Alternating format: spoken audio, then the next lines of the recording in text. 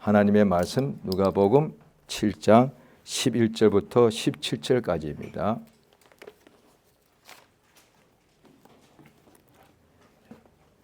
누가복음 7장 11절부터 17절까지 우리가 다 같이 합독하시기로 하겠습니다. 시작. 그 후에 예수께서 나인이란 성으로 가실새 제자와 많은 무리가 동행하더니 성문에 가까이 이르실 때에 사람들이 한 죽은 자를 메고 나오니 이는 한 어미의 그 어미는 과부라. 그 성에 많은 사람도 그와 함께 나오거늘 주께서 과부를 보시고 불쌍히 여기사 울지 말라 하시고 가까이 가서 그 관에 손을 대시니 맨 자들이 서는지라. 예수께서 이르시되 청년아 내가 네게 말하노니 일어나라 하시며 죽었던 자가 일어나 앉고 말도 하거늘 예수께서 그를 어머니에게 주시니 모든 사람이 두려워하며 하나님께 영광을 돌려 이르되 큰 선지자가 우리 가운데 일어나셨다고 또 하나님께서 자기 백성을 돌보셨다 하더라.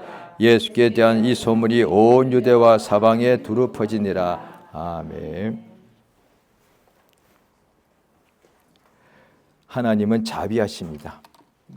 우리가 사실 이 세상에 살면서 자비란 말이 좋은 것인 줄 알지만 사실 우리가 이 자비란 것이 일상생활 중에 사용되는 것은 거의 없다시피 하는데요.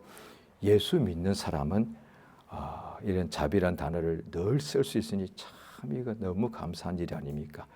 그렇지 않으면 자비란 단어를 별로 쓸 일이 없다니까요. 이 좋은 단어인데도 일생 살면서 이런 단어가 거의 쓸 일이 없고, 또한 오늘 본문대로 하자면 불쌍히 여기다, 불쌍히 여김을 받다, 또 아니면 긍휼히 여기다. 불쌍히 하다는 것은 순우리말이고 긍휼히 여기다는 한자말이 되겠죠. 그런데 이 긍휼히 여기다, 불쌍히 여김을 받다, 불쌍히 여기다, 이 역시 생활 중에 쓸 일이 없습니다. 이를테면 우리가 생활하면서 누구한테 가서 나를 불쌍히 해달라고 하겠습니까? 성경에도 곳곳에 나오지만 예수님 당시에 소경인대가 거지가 있었습니다. 이름이 바디메오죠. 이름도 없었습니다. 그 바디메오는 디메오의 아들이란 뜻이니까 제대로 이름도 안 지어줬습니다. 아버지 이름은 디메오인데 아들 이름이 그냥 바디메오야. 그러니까 바가 아들이란 뜻이거든요. 영어도 보면은 뭐 맥 아들 할 때 그 맥이 아들이란 뜻이거든요. 그러니까 바디메오는 소경인데다가 거지요. 그래서 그가 길가에 있어서 사람들이 지나갈 때마다 자를 불쌍히 여겨달라고, 우리가 일상생활 속에 나를 불쌍히 여겨달라고 할 때가 거의 없단 말이에요. 거의 없습니다. 아마 평생에 없을 수도 있습니다. 예수님께 나아가지 않을 때면. 그러니까 불쌍히 여겨달라고 언제쯤 할까요? 없죠. 그런 일이 있으면 또 안 되니까요. 병원 가서 그럴 수 있겠습니다. 병원 가서 완전히 다 죽게 되었을 때, 가장 심한 병에 걸려서 병원에 갔는데 또 물질적 형편이 안 될 때, 지금은 여러 가지 우리나라가 그런 물질이 병원에 갈 수 있도록 많이 있습니다만은 지금도 다른 나라는 그게 안 되고, 우리나라도 옛날 같으면 내가 죽을 병에 걸렸는데 이제 병원에 찾아가 의사한테 갔을 때 내가 병원비를 낼 수가 없으면은 그럴 때 쓸 것 같습니다. 선생님, 우리 좀 불쌍히 해주세요. 그러니까 평생에 이 말 쓸 데가 없단 말이에요. 왜? 어떻게 보면 그 굉장히 자기를 되게 비하하는 것 아닙니까? 자기를 비하하는 거거든요. 사람이란 게 자존심이란 말 뜻이 자기를 높인다는 뜻이니까, 자기를 사람마다 자존심, 자기를 높이는 마음이 있다는 얘기인데, 다 자기를 존귀하게 여기고 자기를 스스로 자기도 자기를 높이고 남도 자기를 높여주길 바라지, 자기가 자기를 비하하거나 남들이 자기를 낮추는 것을 다 그거는 싫단 말이죠. 그러니까 일생에 이럴 일이 없는데 예수님께 나아가 기도할 때에 나를 불쌍히 달라는 기도가 복음서에 많이 나옵니다. 복음서예요. 이제 구약에 보면은 제일 신구약 통틀어서 제일 긴 대가 시편이 되겠죠. 시편은 거기다가 앞에 보면 찬송시, 악기가 여러 가지 하고 노래가 나오지만 그 사실 오늘날 찬송가도 똑같지 않습니까? 세상 노래도 똑같고요. 가사가 있고 그 다음에 거기다 가사를 이게 노래를 부를 수 있도록 곡을 거기다 하는 것 아니겠습니까? 찬송시도 하나님을 찬송하는 내용이 먼저 글이 있고 그것에 대해서 곡을 붙여서 찬송가라는 노래를 하게 된단 말이죠. 그러니까 구약 때도 유대인들이 지금도 그렇게 예배할 것 같은데요.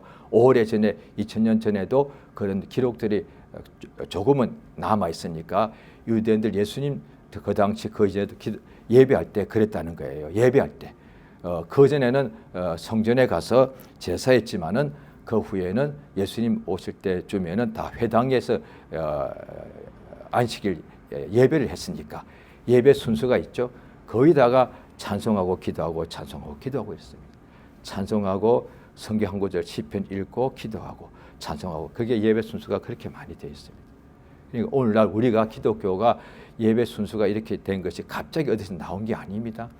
예수님 초대교회 당시는 구약과 신약이 막 같이 이렇게 혼잡 섞여 있는 상황이었으니까 그때 유대인들 예배를 거의 상당히 거의 다가 그대로 거의 참고했다고 봐야 됩니다. 사실 하나님께 오늘날 예배할 때 그 순서 빼고 보면 예배를 어떻게 할 거예요? 예배는 할 텐데 그럼 예배 순서가 필요한데 예배 순서가 뭐 어떻게 할까요? 춤을 추고 놀까요? 그건 예배가 될 수가 없지 않습니까? 그 시간에 뭘 할까요? 뭐 인생 강의를 할까요? 정치 뭐 평론을 할까요? 뭘 할까요? 아니거든요. 하나님께 예배하는 거니까 당연히 찬송을 해야 되겠죠. 그래서 예배 시간은 찬송하고 또 하나님께 곡절을 빼놓고 내 속에 있는 내용을 기도. 그러니까 하나님께 지금 나아가서 예배하는 거니까 찬송하고 기도하고 찬송은 또 그 속에 감사가 들어있는 거니까 그래서 찬송하고 하나님을 높이고 그 다음에 또 감사 예물을 하나님께 드리고 또 내가 주 앞에 필요한 것을 기도하고 그 다음에 또 하나님 말씀을 읽고 예배 순서는 사실 그거 속에 넣으면 그거밖에 할 게 없습니다. 또 그래야 가장 예배답게 맞고요. 그런데 구약에서 가장 많이 있는 중에 가장 긴 내용이 구약의 시편 아니겠습니까? 그래서 지금도 예배 중에 시편 중에 있는 찬송시를 예배 속에 꼭 하나씩 다 어떤 교회마다 예배 순서가 또 약간 차이가 있는데 어떤 교회는 예배 한 번 시간에 찬송시 주로 이제 시편에 나오는 찬송입니다. 그 시를 3편이나 읽습니다. 어디는. 저도 옛날에 근데 지금은 저는 이제 하지 않고 그냥 순서는 거의 비슷합니다. 그런데 찬송시는 읽지 않고 대신 찬송가를 하는 거죠. 찬송하고 기도하고 예물 드리고 이렇게 하는 거죠. 그런데 요즘은 또 젊은 사람들이 그런 순서가 딱딱하돼서 예배를 오기를 꺼려하고 예배 때 와서 힘들어하니까 젊은 사람들 위한 예배는 설교는 한데 설교 앞 순서를 그런 순서를 다 빼버리고 그냥 찬송가만 복음성가만 계속합니다. 한 30분 동안 계속 앞에 찬양 인도자들이 나와서 악기를 하면서 또 같이 막 이렇게 워십 댄스도 하면서 계속 한 30분 동안 이어서 계속 연속적으로 복음성가 가스펠을 주로 쭉 합니다. 그것도 크게 보면 맞잖아요. 왜 찬송을 올리는 거니까. 찬송하고 시편 찬송시 읽고 기도하는 거나 그걸 한꺼번에 묶어서 그냥 가스펠을 쭉 하는 거나 크게 보면 같습니다. 그게요. 그런데 이제 예배 순서에 익숙한 나이 드신 분들은 그게 예배 같지 않은 거예요. 무슨 예배가 앞에서 막 뭐 어떻게 뭐 춤추고 그게 예배냐 이럴 수가 있고 또 상대 젊은 사람들은 하나님께 찬송하는 거나 내용은 똑같은데 뭘 그렇게 딱딱하게 예배하냐 이렇게 볼 수 있다니까요. 자, 그런데 그 성경의 예배 시간에 가장 많이 나오는 것이 시편 찬송시죠. 그 안에 보면 찬송을 하나님께 기도한 내용이 나오는데 신구약 통틀어서 나의 기도 나를 도와달라고 한 내용이 가장 많은 데가 시편 아닙니까? 거의 다가 3분의 2 가량이 거기에 쓴 사람이 앞에 나와 있죠. 다윗의 시 이렇게 나옵니다. 그러니까 다윗이 하나님께 기도하는 내용이 이렇게 쭉 많이 나와 있거든요. 거기에 이제 보시게 되면은 자 우리 한번 이제 구약 성경 시편을 한번 우리가 찾아보시겠습니다. 시편 40장입니다.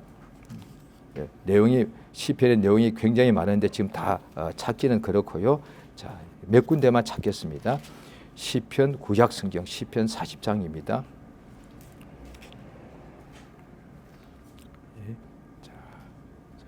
시편 40장 1절입니다. 우리 같이 한번 읽겠습니다. 시작. 내가 여호와를 기다리고 기다렸더니 귀를 기울이사 나의 부르짖음을 들으셨도다.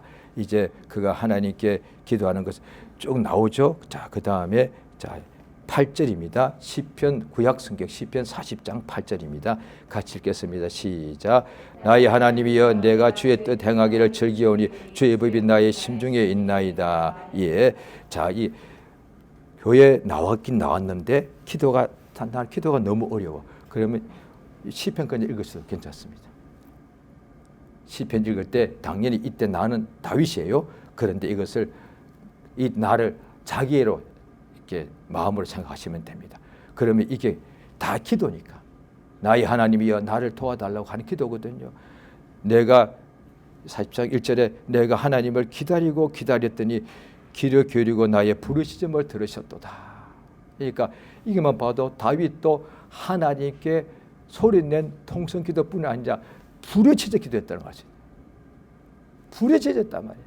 그럼 누가 볼 때 왜 저렇게 기도를 시끄럽게 하냐 이거지. 하나님이 귀가 먹었냐? 이러지 않겠습니까? 하나님께 부르짖었다고 나옵니다. 이렇게 부르짖었는데도 왜 응답을 빨리 하지 않냐 이거 그거든요. 시편 내용 보면 거의 다가 그 내용입니다. 내가 이렇게 부르짖고 의지하는데 하나님이여 나를 잊으셨나이까? 왜 응답을 더디하시나이까? 내가 그렇게 응답이 더디오므로 지금도 또 기도하느라고 시편 읽으신 분들은 기억할 겁니다. 내가 내 누워 잘 때 내 침상, 내 요가 눈물로 적셨습니다. 자면서도 그냥 막 너무 하나님께 간절히 막 눈물이 나오는데 내가 자고 있는 베개나 이 내 이불이 내 눈물로 적셔있다는 거지. 그렇게 하나님께 간절히 구하는 거예요.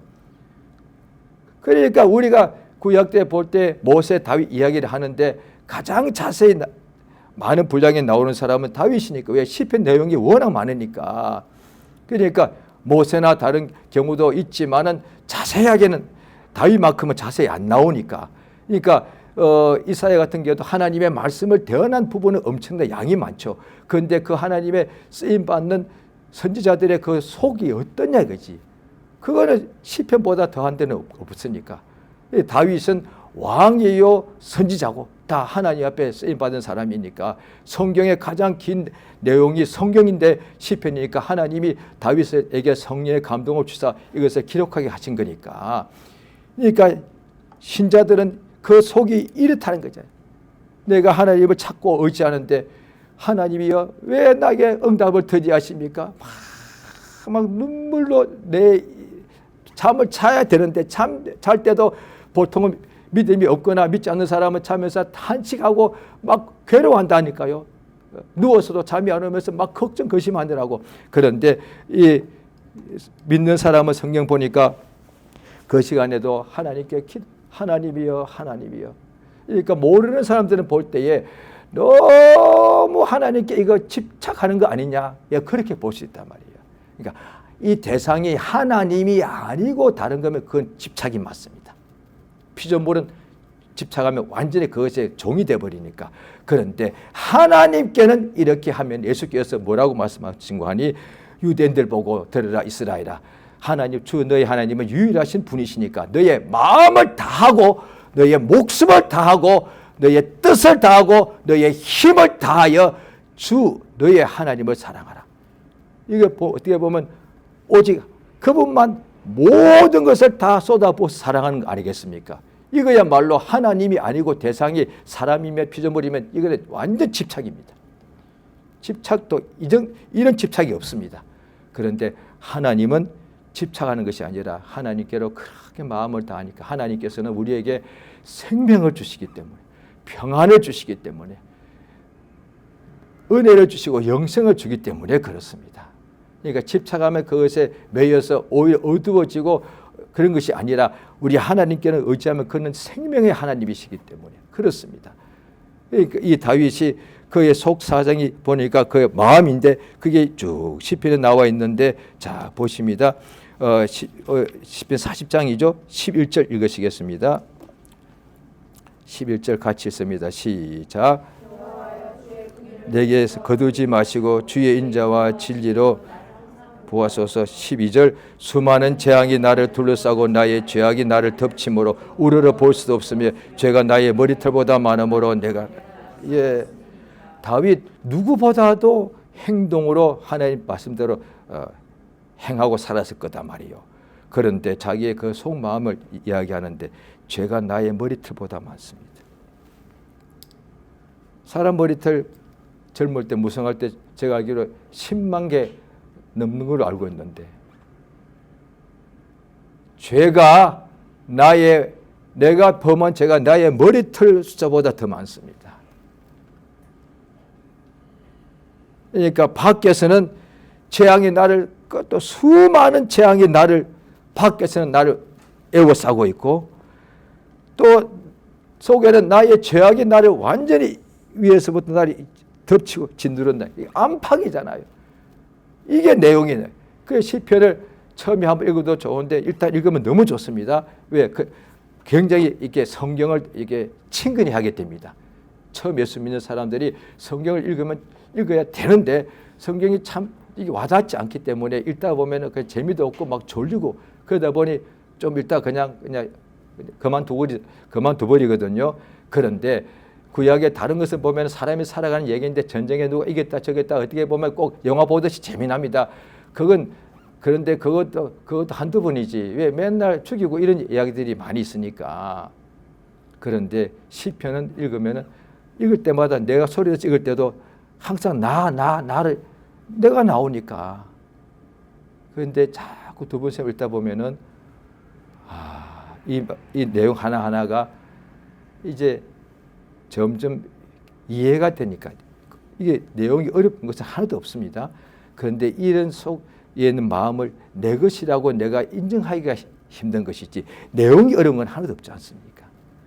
이야, 다윗도 이렇게 죄가 많았단 말이에요. 나도 사실 그렇지.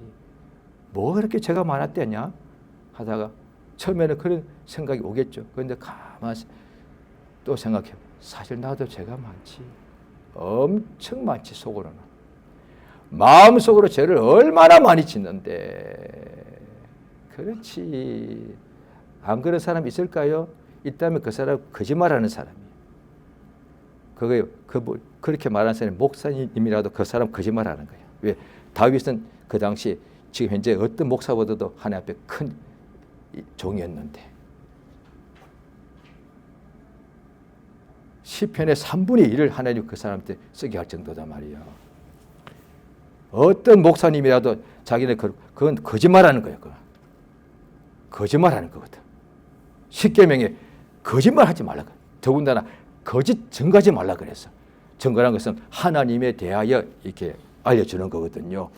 그때에 거짓 증거하면 그러니까 가장 나쁜 것이 이단이잖아요. 이단은 증거를 하는데 성경처럼 이단들이 지금 우리가 쓰는 성경과 똑같은 성경 씁니다. 그러면서도 하나님이라고 이야기하면서 온갖 거짓말을 하는 거예요.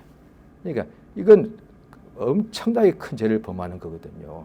그러니까 자기 속에는 진짜 이렇게 많다. 그러니 어떻게 해요? 주여 나를 불쌍히 달라는 거지. 밖에서는 내 몸 밖에 온갖 환난 재앙이 끝도 없이 몰아치고 지금도 나를 에워싸고 있고 내 속엔 나의 머리털보다도 많은 죄가 나를 이렇게 짓누르고 있으니 너 어떻게 하면 좋아? 주여 나를 불쌍히 달라고. 이게 그 다음 시편에 자 보십시오. 40장 14절 읽겠습니다. 시작. 내 생명을 멸하려 하는 자는 다 수치와 낭패를 당하게 하심 나의 해를 기뻐하는 자는 다 물러가 욕을 15절 나를 향하여 하하하하하며 조소하는 자들이 나의 주로 말미암아 놀라게 하소서. 자, 그 다음에 17절 시작. 나는 가난하고 궁핍하오나 주께서는 나를 생각하시오니 주는 나의 도움이시오. 나는 나의 하나님이여 지체하지 마소서. 다윗이 언제 가난하고 궁핍했을까요? 이건 거짓말이 아니잖아요. 다윗이 옛날에 왕이었는데 뭐가 궁핍하다고 그래요? 예, 그럴 수가 있습니다. 그런데 다윗이 쫓겨다닐 때 얼마나 비참해요. 왕이 될 때는 30살이었는데 하나님 앞에 기름 부을 때는 10대 초중반이라 볼 수, 정확히 연대는 없으니까 한 15살, 14살 정도로 칩시다. 그 후에 한 15년 동안에 그때가 인생에서 가장 재미나고 막 그렇게 담대하게 살 때 아닙니까? 가장 그때 잡아 죽이는 사람들이 온 세상에 다윗을 조롱하고 그랬단 말이에요. 삶이 그렇게 힘들고 비참했다. 왜? 하나님 때문에. 하나님이 그를 기름 붓는 그날부터. 자, 시편 27장을 보시겠습니다.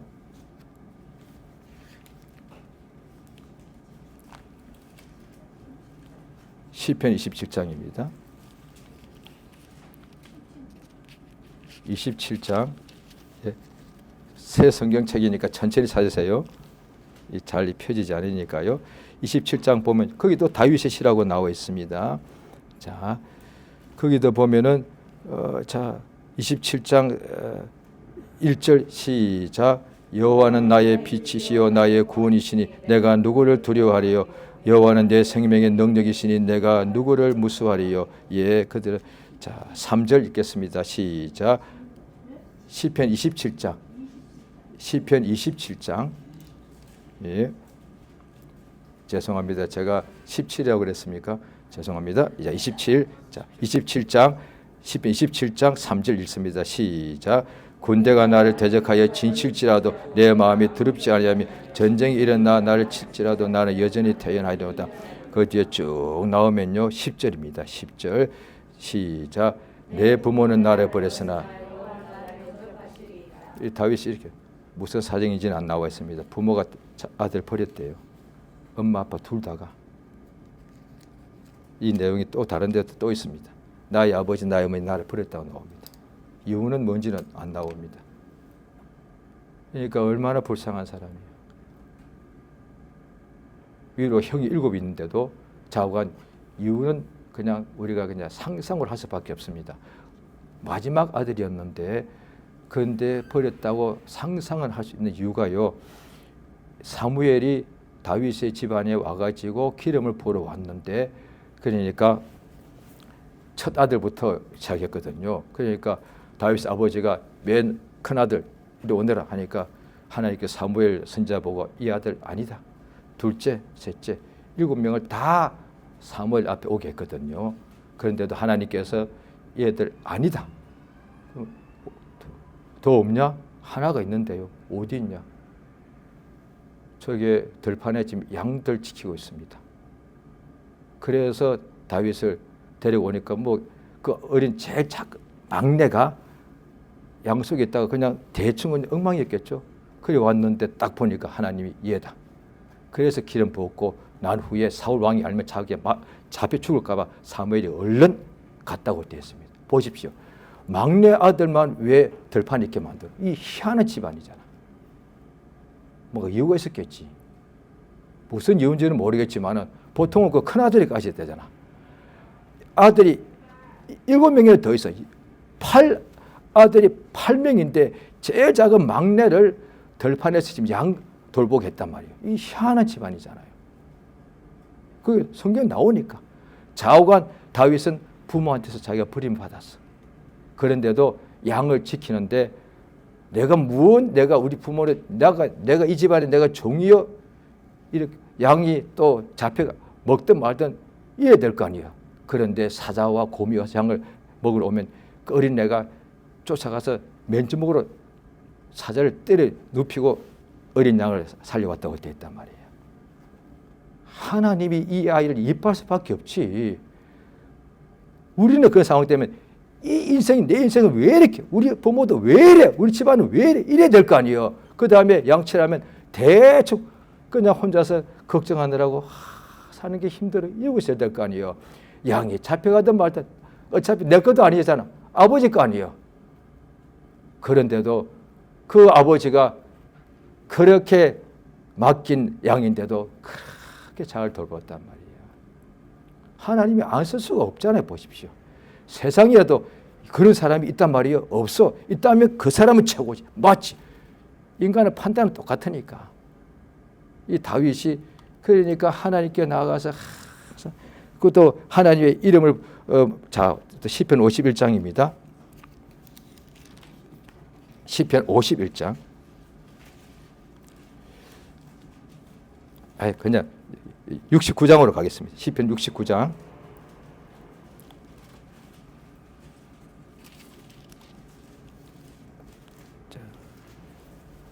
69장 1절입니다. 시편 69장 1절. 자, 읽겠습니다. 시작. 하나님이여 나를 구원하소서. 물들이 내 영혼에까지 흘러 들어왔나이다. 2절. 나는 설 곳이 없는 깊은 수렁에 빠지며 깊은 물에 들어가니 큰 물이 내게 넘치나이다. 내가 부르짖음으로 피곤하여 나의 목 마르며 나의 하나님이 나의 눈이 쉬어있나이다. 까닭없이 나를 미워하는 자가 나의 머리털보다 많고 부당하게 나의 원수가 되어 나를 끊으려 하는 자가 강하였으니 내가 빼앗지 않은 것도 물어주게 되었나이다. 이 쭉 나옵니다. 자, 보십시오. 내가 설 곳이 없는 깊은 수렁에 빠지고 깊은 물에 들어가니 큰 물이 넘쳤습니다. 이때 어떻게 하느냐? 끝나서 이도 이미 다윗이 하나님 믿는 사람이에요. 오늘날 우리 믿는 사람이니까 우리에게 이렇게 해당이 되겠죠. 예, 알겠습니다. 예, 알겠습니다. 예, 알겠습니다. 예. 그러니까 오늘날에도 예수 믿는 사람이고 많고 다윗도 그때 하나님을 믿고 있었단 말이죠. 그런데도 인생의 깊은 수렁에 빠져버린 거예요. 자기가 별로 잘못한 것도 없는데 오늘날 예수 믿는 사람들도 특별히 죄짓지 않고 그렇게 살거든요. 그래도 깊은 수렁에 빠질 때가 있지 않습니까? 그럼 어떻게 해야 되느냐? 하나님 원망하거나 그냥 좌절하거나 불평하거나 그리고 진짜 완전히 이렇게 믿는 사람도 완전히 눌려버리면 다른 분은 어떠냐? 저는 과거에 그런 적이 있었기 때문에 기도가 안 되던데요. 불평과 원망은 나와도 기도는 안 되던데요. 왜냐하니 하나님에 대한 기도보다도 기도란 것이 원망이 없을 때 나오는 거잖아요. 불평이 없을 때. 하나님께 대하여 지금 내가 최악의 상황에 처하니까 불만이 차니까 하나님께 기도가 안 나오던데요. 그러니까 나오는 거라고는 말이나 생각으로 나올 때 말로는 잘 미처 말하지 못하니까 생각 속으로는 하나님 너무하시네. 내가 그동안에 예배란 예배 다 갖고 내가 없는 중에도 헌금했고 내가 말씀대로 살려고 애썼는데 물론 나도 죄진 것 있지만 나도 나름대로 열심히 믿음으로 살려고 했는데 하나님 왜 이렇게 상황이 더 좋아지니까 더 나빠져 가네. 그리고 최악으로 치닫네. 도대체 왜 이러십니까? 저는 그랬거든요. 그러니까 기도가 안 나오더라고요. 기도가. 그런데 오늘 잠깐 읽었죠. 지금 몇 군데 봤지만 하나님께 부르짖는 거예요. 완전히 사방으로 위아래로 완전히 사방팔방으로 완전히 갇히고 완전히 깊은 수렁에 완전히 망하게 되었는데 하나님께 부르짖는 거예요. 맞죠? 엘리야 보고 하나님께 예레미야 보고도 그가 우물에 빠져 시위대 뜰에 갇혔을 때에 하나님의 말씀이 엘리야에게 예레미야에게 임하기를 너는 내게 부르짖어라.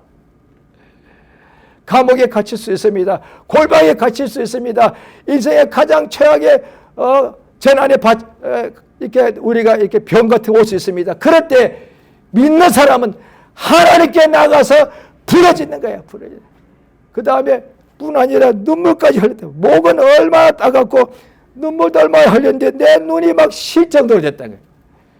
울면서 기도했다는 얘기잖아요. 이게 통곡하면서 하나님께 부르짖으니까 목은 찢어지고 따갑고 그 다음에 기력은 쇠하고 그 다음에 눈에서 막 진물이 나더란 거죠. 예수님이 그렇게 기도한 것이 나오거든요. 어떻게 하나님 나를 불쌍히 해달라는 거지. 예? 자, 그래서 자 보십시오. 69장. 자, 14절입니다. 14절. 자, 같이 시작. 나를 수렁에서 건지사 빠지지 말게 하시고 나를 미워하는 자에게와 깊은 물에서 나를 건지소서. 16절 시작. 여호와여 주의 인자심이 선하시오니 내게 응답하시며 주의 많은 긍휼을 따라 내게 돌이키소서. 예, 하나님이 나를 불쌍히 해달라고 하는 거죠. 불쌍히 해달라고. 자, 이건 다윗 이야기고 수천 년 전 이야기 아니냐, 구약 때 얘기 아니냐. 오늘 본문 보십니다. 누가복음 7장입니다.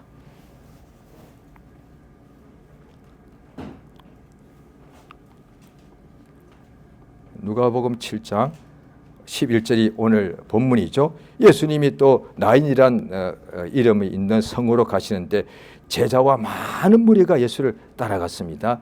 그런데 12절에 성문에 가까이 이를 때에 성 안에 있는 사람 중에 한 사람이 죽어서 관을 메고 이제 장례를 하러 가는데 그 사람은 누구냐?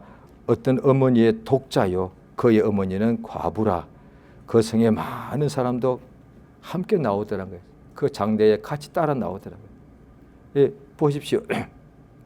우리 한국도 장례를 치는데 주로 장례의 끝까지 무덤까지 따라가는 사람들은 거의 다가 가족이잖아요. 그런데 가족이 없네. 과부의 독자의 가족이 없잖아요. 그러면 따라가는 사람도 몇 없습니다. 그래서 장례 때도 보면 더 마음이 더 안 좋아. 장례를 치르는데 가족까지도 너무 적으면 보는 사람 마음도 더 나빠. 모르는 사람도. 그런데 장례 치를 때 사람들도 많이 와서 이렇게 서로 조문해주면 그나마 좀 마음이 위로가 되거든요. 왜? 많은 사람이 많이 위로해 주는 거니까 힘내셔. 그러면 그만큼 위로가 되는데 그런데 조문객이 몇 없네. 왜? 친척이 가족이 별로 없으니까. 그러면 마음이 참.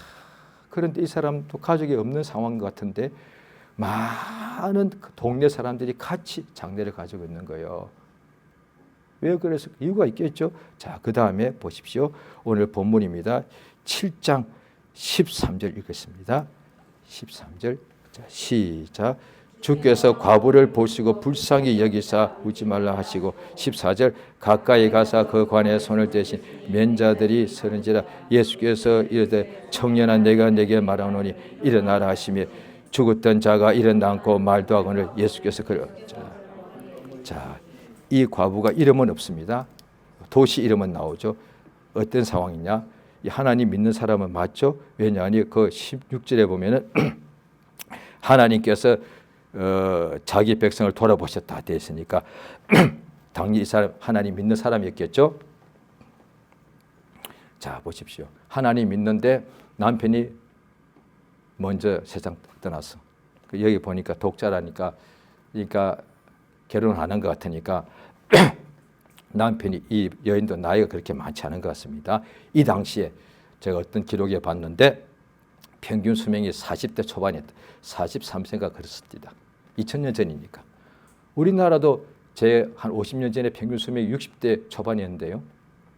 지금 30년 만에 한국이 워낙 잘 살게 되었으니까 지금은 남자 평균 수명이 85세 이 정도 되거든요. 40년 전에는 62, 3세였거든요. 2000년 전입니다. 로마의 속국일 때입니다. 그럴 때 아마 이 여자 여인이 나이 많지 않을 것 같은데요. 자고 한 30, 40대라고 보겠죠. 그런데 남편이 먼저 떠났네. 아들 하나 남았네. 그런데 그 아들이 죽었네. 살면서 이런 상황 주변에 혹시 봤습니까? 저는 아직 못 봤습니다. 믿는 사람 중에도. 부부가 있고 아들이 하나 있었는데 아들이 아직 어린데 아버지가 세상 떠나는 거예요. 하나님 믿는데 도 이 여인이 얼마나 충격이었습니까? 지금도 제가 어디에 막 그런 기사 볼 때 그러니까 뭐 미국 같은 데는 의학이 가장 발달한 중에 하나니까 거기서 연구에서 나온 그 자료를 보니까 사람이 받는 이 스트레스 최고 수치를 100으로 했을 때 사람이 마음이 일생 당하는 최악의 고통이 뭐냐니 배우자 상실, 그 다음에 자녀 상실. 이 두 가지 다 받았어요. 이게 가능한가 이게? 그러니까 이걸 성경이니까 우리가 믿지만 어떻게 보면 이게 지어낸 것 같잖아요. 남편 세상 떠났다니까 내가 뭘 그렇게 하나님 잘 믿는다고 믿었는데 남편이 세상 떠난 거예요. 아직도 내가 젊은데. 그런데 아들 하나, 다행히 내가 아들 하나 의지하고 살았단 말이야. 아들이 딱 하나밖에 독자니까. 그런데 이 아들이 또 갑자기 죽네. 나 어떻게 살아? 그 고통 저는 모릅니다. 그냥 상상할 뿐이에요. 저도 오늘 말씀해서 제가 살면서 예수 믿기 전과 통틀어서 최악의 고통이 언제가 생각해 봤습니다. 최악의 고통. 그때는 있긴 있었죠. 그때는 내가 죽어버리고 싶더라고요. 너무 고통스러우니까 살고 싶은 생각이 1도 없어. 죽어버리고 싶은 거예요. 그때 살아있는 사람이 내가 그냥 죽어버리자. 죽으면 이 고통이 끝나니까 그 생각이 없디다. 그때는 20살도 되기 전이었는데요. 자관 그런 고통이 심하니까 얼마나 고통이 하루도 더 이상 못 살겠더라니까 글쎄. 그래, 제 같은 경우는 그런 고통이 생겨. 예수 믿고 난 후에도 그 정도는 아니지만 또 너무 힘들어가지고 하나님께 혼자서 그때는 제 아내와 아이들이 있는데도 제 방에 따로 가서 새벽 2시, 3시까지 잠이 안 오고 좀 이따가 4시에 새벽기도 가야 되는데도 지금 잠을 잠깐 자주 가서 말씀을 전해야 되니까 그런데도 잠이 오지 않는 거예요. 너무 마음이 힘드니까 새벽 2시, 1시 반에서 2시, 3시 사이에 그냥 식구들이 잠자면 깨면 안 되니까 불 꺼놓은 상태에서 그 다음에 방에서 그냥 무릎을 꿇는데 바닥에 사실 그전에는요 방석도 깔고 있거든요. 그날은 방석도 필요 없어. 지금 이 상황이 아니에요. 맨바닥에 무릎 꿇으니까 무릎이 그렇게 아프잖아요. 그런데도 딱 완전히 제 얼굴을 거의 바닥에 딱 대고서 하나님 나 오늘 밤 데려가시오. 내가 너무 괴로우니까. 너무 힘드니까 첫 번째 말했던 그때는 하나님을 믿지 않을 때니까 죽어버리자. 그게 무슨 뜻인지 아시죠? 그냥 죽어버리자. 너무 힘드니까 하루도 더 살고 싶지 않으니까 살 수가 없는 상황이니까. 그런데 하나님 믿고 난 후에는 너무 힘드니까 내가 죽어버리지는 못하고 하나님 나 이 밤에 나 데려가소서. 하나님은 그럴 능력이 있으신 분이니까 나 이제 하루도 더 살고 싶지 앞이 하나도 안 보이니까 그랬던 기억이 나거든요. 그런데 그 고통을 합친들 제가 볼 때 이 옛만큼 안 될 거다. 반의 반도 안 될 거다 말이에요. 저는 그렇게 생각합니다. 제가 이거 안개가 봤으니까 모르지. 남편이 죽었어. 아내한테는 남편이 성경 보면 거의 주와 같단 말이에요. 그러니까 내가 믿는다 이 뜻이거든요. 믿는 것이 완전히 다 무너져 버린 거다. 그 다음에 이제 믿을 것이라고는 아들 하나인데 아들도 없어져 버렸죠. 그럼 나는 뭐요? 끝난 거 아니에요. 그런데 예수님께서 다른 데는 여기는 나옵니다. 왜 그렇게 하셨냐? 불쌍히 여기사 과부를. 우리 인간이 봐도 얼마나 불쌍해. 그 불쌍히는 마음이 없으면 그 사람이 아니잖아요. 그 사람은 얼마나 불쌍한 거야. 그런데 다른 데서 예수님께 수많은 사람이 나와서 불쌍히 달라고 다 기도하는 것이 내용이 많이 있습니다. 소경이 예수님 나를 불쌍히 해 주시옵소서. 문둥병자가 다윗의 자손 예수여 우리를 불쌍히 여겨 주시옵소서. 어린 딸이 막 몹쓸병에 걸린 이방 여자 엄마가 주여 나를 불쌍히 달라고 이렇게 항상 또 어린 아들이 어릴 때부터 간질병에 걸려서 막 불과 물에 들어갔던 그 아이 아버지도 예수께 와서 주여 우리를 불쌍히 해 주시옵소서. 그렇단 말이에요. 이 이야기는 하나님께 가서 해야 돼. 구약 신약에 다 나오는 거예요. 다윗은 그냥 하나님이 부르는데 이제 신약의 복음서에 보니까 바로 코앞에 나와 있는 예수 앞에 나가 주 예수여 나를 불쌍히 해달라고. 이게 신앙이에요.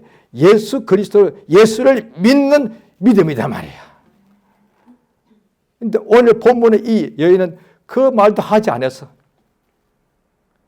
이 믿는 사람이 지금 좀 완전히 좌절하고 낙심하고 완전히 넋이 나가거나 아니면 그냥 정신이 완전히 나가거나 완전히 시험 전폐하고 목숨을 그냥 스스로 그냥 끊으려고 해야 될 상황 아니에요. 원망해야 될 상황 아니에요. 욥기에도 나오잖아요. 욥이 모두 이렇게 되었을 때 욥의 아내가 뭐라고 말했습니까? 하나님 원망하고 죽어라 하고 가버렸잖아요. 성경에 나옵니다. 욥이라고 해서 똑같은 상황인데 욥에게도 이를테면 부인을 통해서 유혹하는 거예요. 예수님에게 사람을 통해 유혹하듯이 욥에게도 부인을 통해서 이 상황은 하나님 원망해야 될 상황이고 그리고 이제 죽어야 될 끝이 다 잃어버렸으니까 하나님 원망하고 죽어라. 그러고 난 뒤에 부인이 욥을 버리고 떠났다. 성경에 나온단 말이에요. 그런데도 욥은 그 내용이 얼마나 깁니까? 입으로 하나님께 범죄하지 않았더라. 이 속에서는 원망하고 싶은 마음이 여기까지 찼을지도 모릅니다. 그런데 입으로는 절대 하나님께 원망하지 않다는 거지.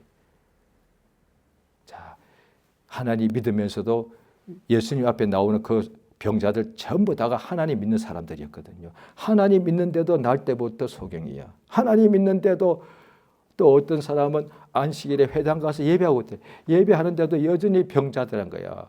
그러면 내가 지금 매주마다 예배 드려도 뭐 병도 안 났는데 뭐 예배하러 가? 그게 우리 인간 보면 이해할 수 있는 인간적이잖아요. 그런데 이 사람은 회당 가서 또 예배를 하고 그러다가 그때 마침 예수님이 또 만나게 되더란 거지. 얼마나 감사한 거예요. 우리 예수님께서 이 여인을 보고 참으로 불쌍히 여기셔서 이 관에다가 누워있던 시체 보고 일어나라 말씀하시고 오늘 성경 읽으시면은 예수님께서 그 청년을 일으켜가지고 15절에 보면은 그를 어머니에게 주니라. 이 말을 굳이 안 써도 되거든요. 어머니의 아들을 죽었던 예수님이 살려가지고 그 엄마한테 다시 주더라고요. 이때 있습니다. 그것은 뭐냐니 하나님께서 예수님께서 그 엄마를 불쌍히 했다고 되는 거예요. 그러니까 주여 나를 불쌍히 해 주시옵소서. 자, 오늘날 이제 그러면 우리 믿는 사람들이 이것을 기도를 언제 하느냐? 내가 엄청나게 심각한 문제가 기도하게 돼 있겠죠. 우리도 갑자기 엄청나게 완전히 끝이 날 상황이 되면 주 예수여 나를 불쌍히 달라고 이 기도 아마 다 나오게 돼 있단 말이에요. 그런데 그래서 응답받아서 막 해결되겠죠. 그 다음에는 이제 감사할 것은 감사 기도는 나와도 나를 불쌍히 달라는 기도는 솔직히 별로 안 나온다니까요. 글쎄. 그래서 예수님 앞에 예수님 비유하실 때 어느 날 성전에 올라갔는데 한 사람은 바리새인이고 한 사람은 죄인이더라. 그런데 죄인은 눈을 뜨고서 기도를 당당히 했는데 바리새인은 죄인은 하늘을 우러러 얼굴을 고개를 들지도 못하고 하나님이여 나를 불쌍히 여겨 주시옵소서. 그렇더라고요. 그러니까 누가 예수 앞에 나아가서 나를 불쌍히 달라고 하느냐니 병 걸린 사람, 망하게 된 사람, 실패한 사람, 사방으로 우겨쌈을 당하는 사람, 눌리는 사람, 그 다음에 죄에 막 눌리는 사람, 이런 사람이더란 거야. 그런데 내가 죄에 눌리는 것도 없고 이런 문제가 없으면 사실 이런 기도 나오지 않고 막연히 그냥 성경 봐도 그냥 남 이야기 같습니다. 자, 우리 이제 예수 믿는 사람들 보십시오. 하나님 은혜를 다 알고 있습니다. 이제 죄를 마음대로 못 지잖아요. 네, 이게 나쁜 건 줄 아니까. 불신자들은 육체의 기쁨, 육체의 영광, 육체의 어떤 상을 원하잖아요. 육체가 1등하고 육체가 즐기고 육체가 원하는 거 만난 거 먹고 마시는 거 좋은 옷 입고 그냥 최고로 그냥 즐기며 사는 거잖아요. 그게 인간의 한번 육체가 하고 있는 제일 최고의 복 중에 하나니까. 그런데 신자들은 못해 이제. 안 된다는 거 알아. 마음대로 술 먹고 술 마시고 친구 사귀고 돈 벌고 돈 쓰고 놀고 쾌락하고 즐기고 그 죄란 거 아니까 신자들은 그걸 못해 이제. 자, 이제 보십시오. 자, 그럼 어떻게 되는 거예요? 얼마나 불쌍한 사람들이에요. 육체 한 바퀴 없는데 육체의 어떤 행복을 마음대로 못 누려. 항상 조금 하려고 하다가도 정죄를 받는 거예요. 못 누리는 거예요. 자, 그러면 어떻게 되느냐? 당연히 믿는 사람은 다 천국 들어갑니다. 뭐 제대로 신앙생활 안 해도요. 예수 믿으면 천국 가는 것이니까. 자, 그런데 이제 천국 가게 되면 신약에 나옵니다. 구약에는 별로, 신약에 정확하게 나오는데 그날에 전부 다 부활해가지고 심판을 받는다는 거죠.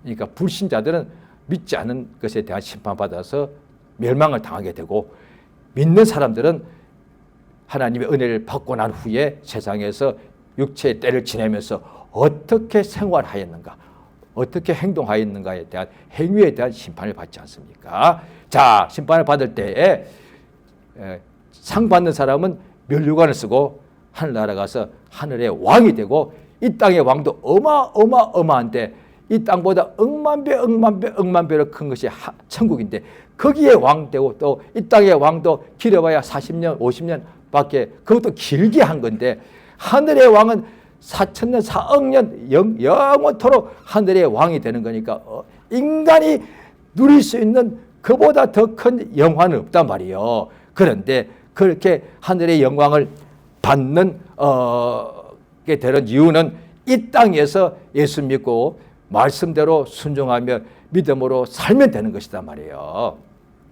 그걸 우리가 신자들은 들어서 안단 말이에요. 그런데 영혼과 육체 사이에 늘 갈등이 있다 보니까 말씀을 알아. 그런데 성경대로 머리는 알지만 그렇게 사라지지 않더란 거지. 이건 뭐요? 잘 들으세요. 육체의 영광도 못 누렸고 천국 갈 때 상도 못 받아. 이건 뭐요 이거? 이게 지금 딱 신자들 대부분의 사람들의 상황이 아니겠는가 싶어. 참 불쌍하잖아요. 하늘 가서 면류관 써야 되는데 세상에서 마음껏 누리지도 못하고 죄니까, 그렇다고 성경대로 제대로 머리는 되는데 그게 안 돼. 살지 않아서 그다음 하나님 알아서 다 상 주시면 좋겠는데 아니요. 심판을 반드시 하신다고 되어 있으니까. 뭐 심판대 보면, 자 이제 우리 자신을 볼 때에 이제 그때는 육체는 흙으로 돌아가고 영혼이 이제 호련히 변하여 천국에 들어가는 것이니까, 그래 영혼은 없어지지 않는 것이니까요. 자 이제 속으로만 이제 생각하시기 바랍니다.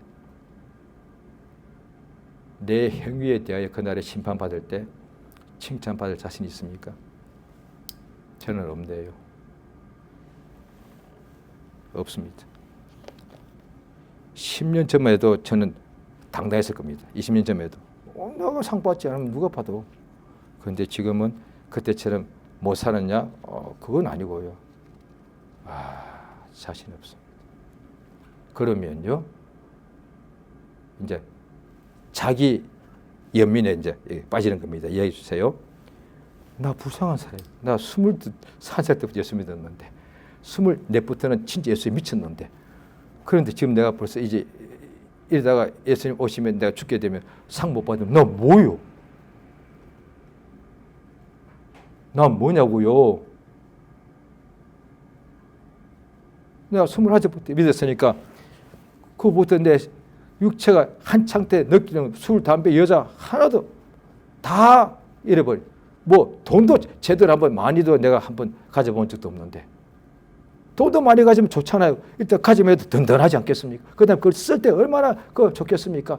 그런 거 한 번도 못 해봤는데, 그 다음에 오직 믿음으로 살고자 하는데, 지금 만약에 가서 내가 상을 못 받는다면 이게 뭐요? 자, 마태복음 보십니다.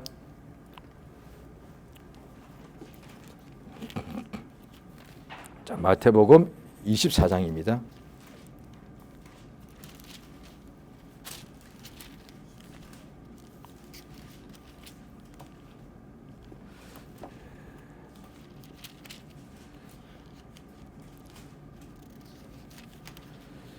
아, 25장 보겠습니다. 25장. 24, 25장이 다 나오는데요. 예수님이 직접 말씀하신 그때 마지막 때 그걸 말씀해 주시는 것이죠.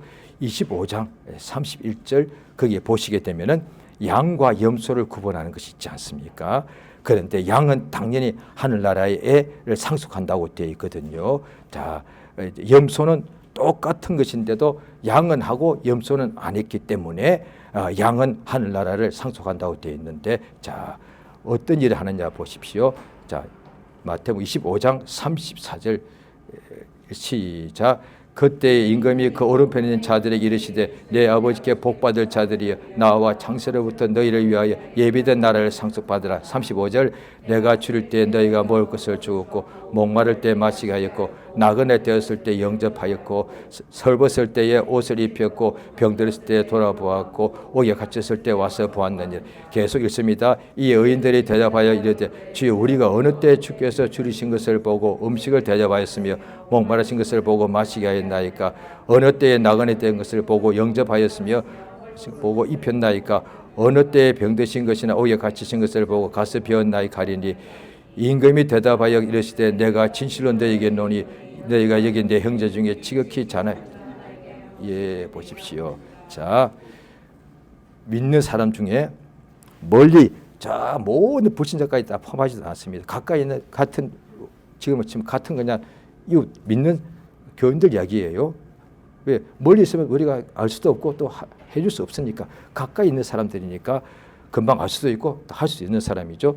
우리 교회 중에 가장 작은 자들이 있는데 그러니까 작지. 늘 가난해. 그러니까 작은 자지. 못 입고 못 먹고 항상 병들어 있고 옥에도 또 갇히네. 옥에 갇힌 이유는 뭔가 의롭게 행동하다가 갇혔으면 또 좋겠는데 죄를 지어서 갇히는 경우도 있겠죠. 작은 교인 중에도 그런 사람이 있을 수 있단 말이죠. 누가 그런 사람을 돌아봅니까? 저렇게 믿음이 없나 이렇게 생각 들지. 왜? 만약에 목사님이 병들었다면 온 교인들이 열심히 기도해. 당연히 또 기도해 주시죠. 그것도 그래야 맞고. 그런데 교인 중에 가장 작은 사람이 병들었으면 저렇게 믿음이 없나.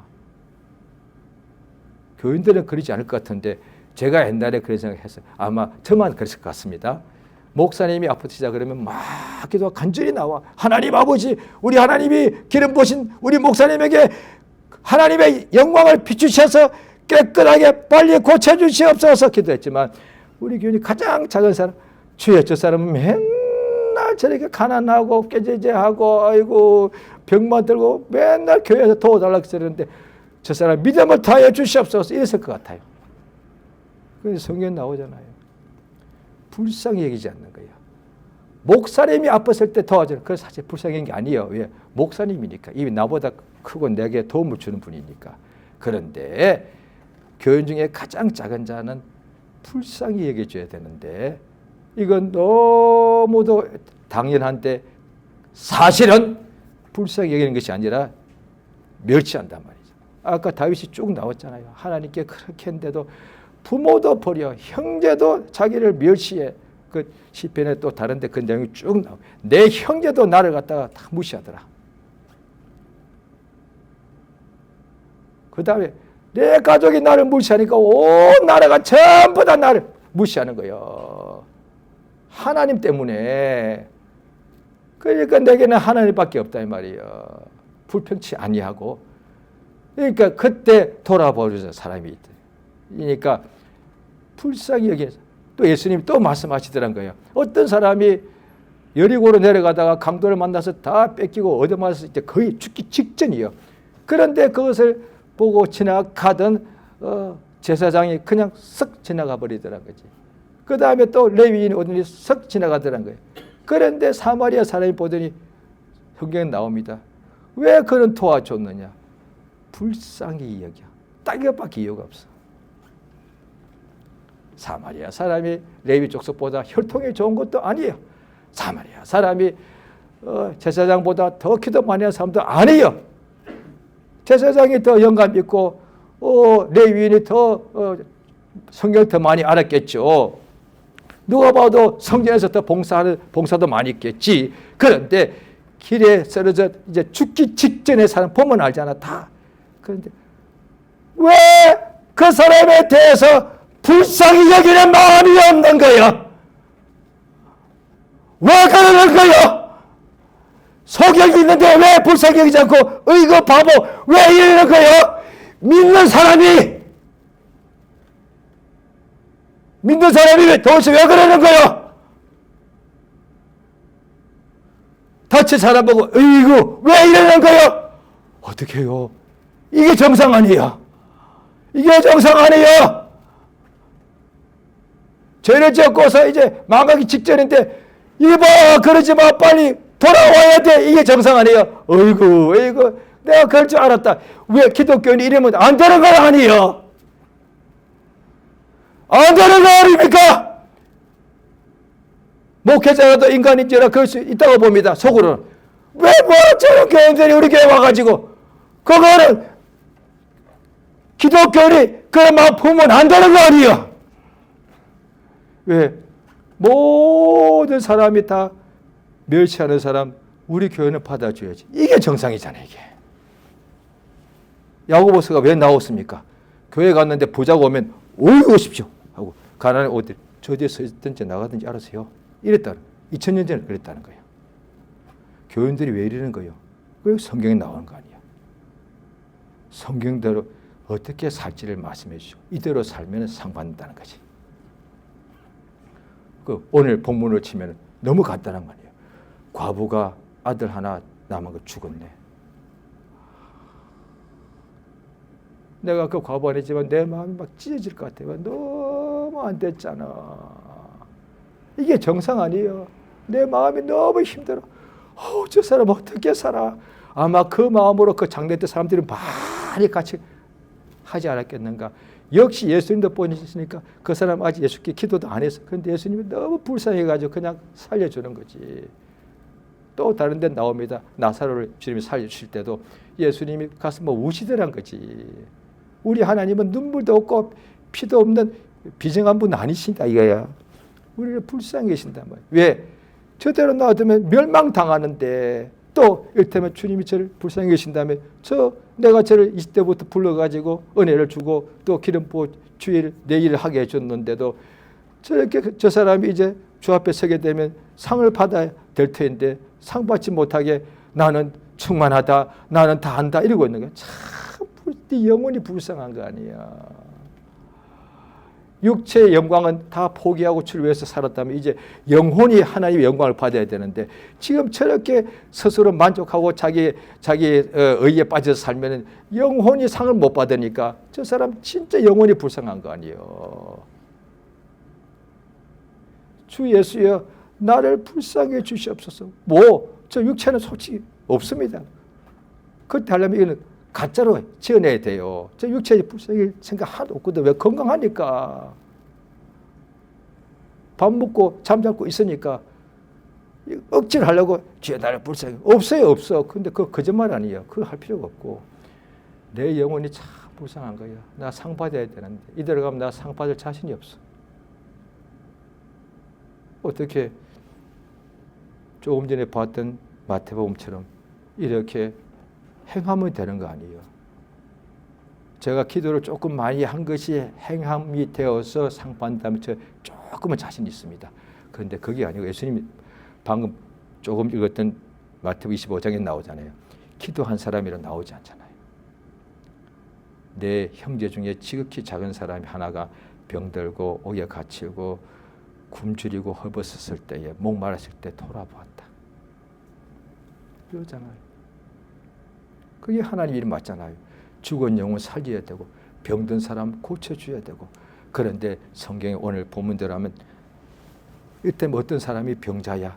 그런데 내가 기도해주고 싶은데 기도해서 텐데 왜 병이 안 나?